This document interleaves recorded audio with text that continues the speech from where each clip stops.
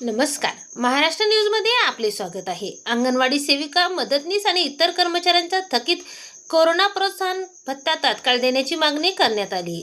अंगणवाडी सेविका आणि मदतनीसासाठीच्या सर्वात आधीच्या आणि लेटेस्ट अपडेट महाराष्ट्र न्यूजवर नियमितपणे दिल्या जातात. त्यामुळे अशाच महत्त्वाच्या बातम्या आणि अपडेट सर्वात आधी पाहण्यासाठी व्हिडिओला एक लाईक करा आणि महाराष्ट्र न्यूज या चॅनलला आत्ता सबस्क्राईब करा. चला तर मग जाणून घेऊया थकीत कोरोना भत्त्याच्या मागणीबाबतची संपूर्ण माहिती. कोरोना महामारीच्या काळात जीवाची पर्वा न करता काम करणाऱ्या अंगणवाडी सेविका, मदतनीस, आशा वर्कर, गटप्रवर्तक तसेच अर्धवेळ स्त्री परिचारक यांचा थकीत कोरोना भत्ता प्रोत्साहन भत्ता तात्काळ देण्यात यावा अशी मागणी अंगणवाडी कर्मचारी संघटना सीटूच्या वतीने करण्यात आली.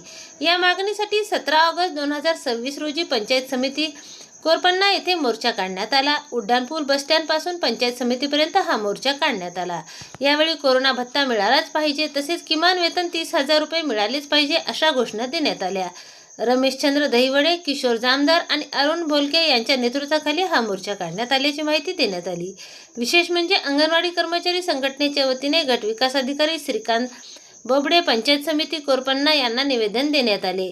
संघटनेच्या म्हणण्यानुसार कोरोना काळात केलेल्या कामाचा मोबदला म्हणून शासनाने प्रोत्साहन भत्ता देण्याचे जाहीर केले होते. मात्र अनेक कर्मचाऱ्यांना हा भत्ता अद्यापही पूर्ण मिळालेला नाही.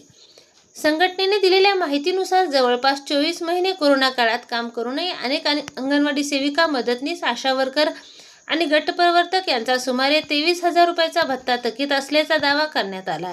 तसेच प्रलंबित कोरोना प्रोत्साहन भत्ता 24,000 रुपये मिळावा अशी मागणी यावेळी करण्यात आली. महत्त्वाची बाब म्हणजे मोर्चाची दखल घेत BDO स्वतः आंदोलनस्थळी आले आणि त्यांनी आपली भूमिका स्पष्ट केली. लवकरात लवकर नियोजन करून या प्रश्नावर मार्ग काढण्याचे आश्वासन यावेळी देण्यात आल्याची माहिती समोर आली आहे. मात्र थकीत भत्ता प्रत्यक्षात कधी मिळणार याकडे आता संबंधित कर्मचाऱ्यांचे लक्ष लागले आहे. अशाच